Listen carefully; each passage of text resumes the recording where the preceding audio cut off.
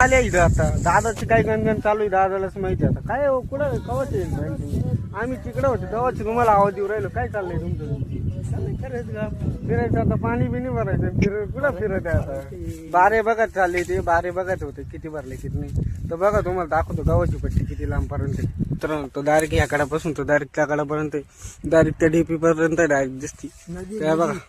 direct आणि म्हणजे नदीचे खेटूनच वावर आहे का टेन्शन बिन्शन घ्यायची गरज नाही त्यांना पाणी असं फुल पाणी ना डायरेक्ट टेन्शनच नाही आता गहू पण आलाय निघायला आता डायरेक्ट पिवळा झाला तर बघा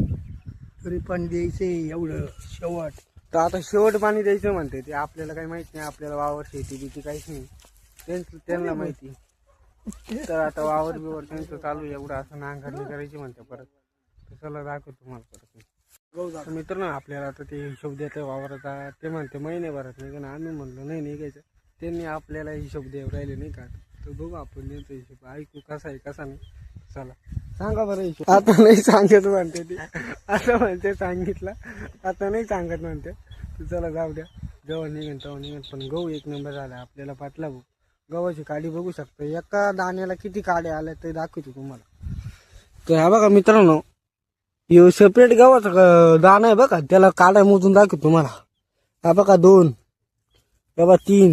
4 5 6 7 8 9 10 11 12 13 14 15 काड्या इथं